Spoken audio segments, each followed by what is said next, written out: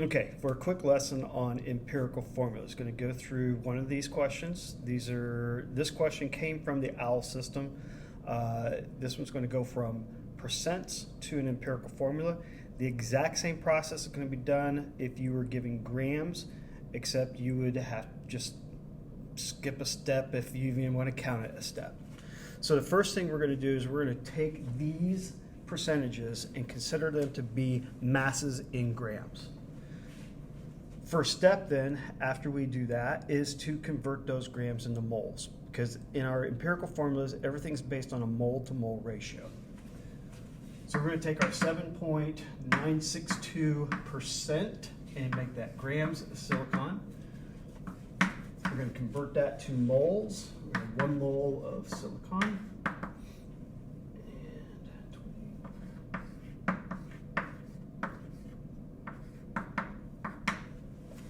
Do the same with our chlorine. We're going to consider that grams of chlorine.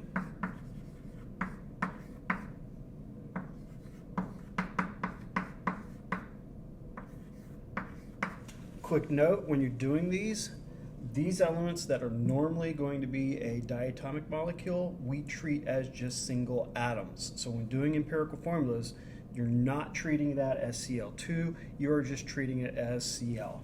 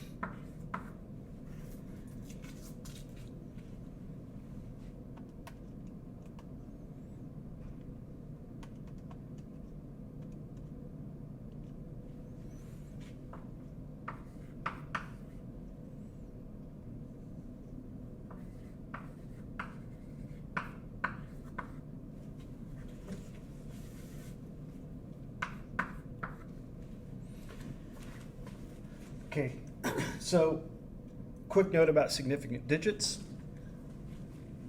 All of these have 4 significant digits. When we are doing our conversions, we want to make sure that we're looking at our conversions themselves for our significant digits. Each one of these has 4 significant digits. This has 5. All of these answers then have 4 significant digits because these all started with 4. This had 4. This had 5 significant digits, but in multiplication and division, remember we go with the least number of significant digits.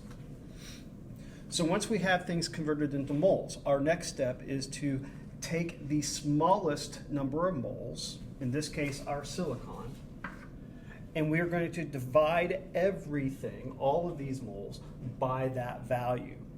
So we're going to take 0.2834, and that's going to give us a ratio of 1.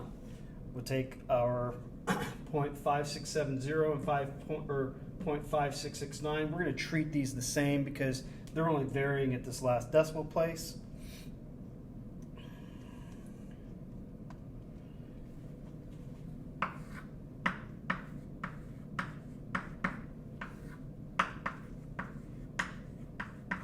And we get a ratio of 2. So our empirical formula is going to be SiCl2I2.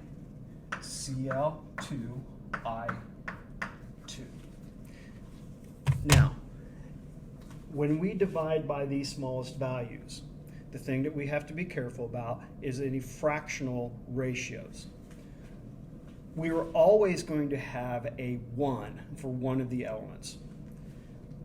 It is possible, though, that when we divide by the smallest, if you come up with a 0.25, a 0.33, a 0.5, a 0.66, 0.75, those are all possible values that you can get. That's because by dividing by the smallest, we may be reducing the ratio too much.